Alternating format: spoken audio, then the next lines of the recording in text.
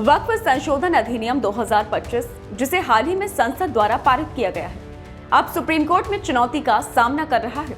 विभिन्न राजनीतिक दलों और संगठनों ने इस अधिनियम की संवैधानिकता पर सवाल उठाए हैं। इसे मुस्लिम समुदाय के अधिकारों का उल्लंघन करने वाला बताया है। अब सवाल ये उठता है कि क्या सुप्रीम कोर्ट के पास ये पावर है कि वो संसद के इस बिल को खारिज कर दे। तो उसके पहले कुछ बातें समझनी होंगी। संसद का काम कानून बनाना है और लोकसभा, राज्यसभा ने अपना काम कर दिया है। अब यह बिल संविधान के मुताबिक है या नहीं, यह तय करने का अधिकार सुप्रीम कोर्ट के पास है। बिल को चुनौती देने वाले और इसका विरोध करने वाले बहुत हैं, लेकिन सुप्रीम कोर्ट इस बिल को संविधान की कसौटी पर तौलेगा और फिर तय करेगा कि यह बिल संवैधानिक है या फिर नहीं है। बिल की खिलाफत करने वाले भी इसे संवैधानिक आधार पर भी कोर्ट में चुनौती देने वाले हैं। तो चलिए जानते हैं कौन सी हैं वो संवैधानिक चुनौतियां और 3 प्रमुख परीक्षण सुप्रीम कोर्ट में प्रस्तुत याचिकाएं मुख्यतः 3 आधारों पर इस अधिनियम की संवैधानिक वैधता को चुनौती देती हैं। नंबर 1, अनुच्छेद 14, समानता का अधिकार। याचिकाकर्ताओं का तर्क है कि यह अधिनियम मुस्लिम समुदाय के धार्मिक संपत्तियों के प्रबंधन में भेदभाव करता है, जबकि अन्य धार्मिक समुदायों के लिए ये ऐसे प्रतिबंध नहीं है। यह समानता के अधिकार का उल्लंघन करता है। नंबर 2, अनुच्छेद 25 और 26, धार्मिक स्वतंत्रता और प्रबंधन का अधिकार। अधिनियम में किए गए संशोधनों से मुस्लिम समुदाय की धार्मिक और सांस्कृतिक स्वायत्तता प्रभावित होती है, जिससे उनके धार्मिक और परोपकारी संस्थानों के प्रबंधन के अधिकार सीमित होते हैं। यह धार्मिक स्वतंत्रता के अधिकारों का हनन करता है। नंबर 3, अनुच्छेद 300A, संपत्ति का अधिकार। अधिनियम के प्रावधानों के अनुसार वक्फ संपत्तियों के प्रबंधन में सरकारी हस्तक्षेप पड़ता है, जिससे संपत्ति के अधिकारों का उल्लंघन होता है।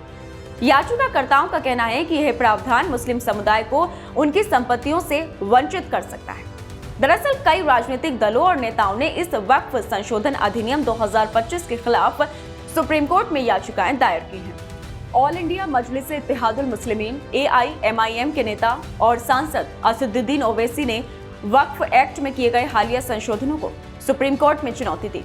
इसके अलावा कांग्रेस सांसद मोहम्मद जावेद ने भी अपनी याचिका में कहा है कि ये बिल मुसलमानों के अधिकारों के साथ भेदभाव करने वाला है। इसके साथ ही ये संशोधन विधेयक संविधान के अनुच्छेद 19 के तहत समानता के अधिकार, अनुच्छेद 25 और 26 के तहत धर्म और धार्मिक गतिविधियों के पालन और प्रबंधन का अधिकार, अनुच्छेद 29 में दिए गए अल्पसंख्यकों के अधिकारों की सुरक्षा का हनन करता है।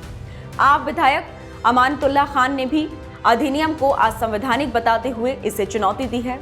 आप विधायक और दिल्ली वक्फ बोर्ड के अध्यक्ष अमानतुल्लाह खान ने वक्फ संशोधन विधेयक 2025 को चुनौती देते हुए सुप्रीम कोर्ट का रुख किया है। खान का कहना है कि यह विधेयक मुसलमानों की धार्मिक और सांस्कृतिक स्वायत्तता को कम करता है, मनमाने कारोबारी हस्तक्षेप को सक्षम बनाता है और अपने धार्मिक और धर्मार्थ संस्थानों का प्रबंधन करने के अल्पसंख्यकों के अधिकारों को कमजोर करता है। वक्फ संशोधन अधिनियम 2025 की संवैधानिक वैधता पर सुप्रीम कोर्ट में विचाराधीन याचिकाएं इन 3 प्रमुख परीक्षणों के आधार पर इसकी जांच करेंगी। अदालत का निर्णय न केवल इस अधिनियम के भविष्य को निर्धारित करेगा, बल्कि यह भी स्पष्ट करेगा कि क्या यह अधिनियम संविधान में निहित मौलिक अधिकारों के अनुरूप है या नहीं। इस खबर में इतना ही। फिलहाल वीडियो अच्छा लगा हो तो चैनल को लाइक करें, शेयर करें और सब्सक्राइब करना ना भूलें। धन्यवाद।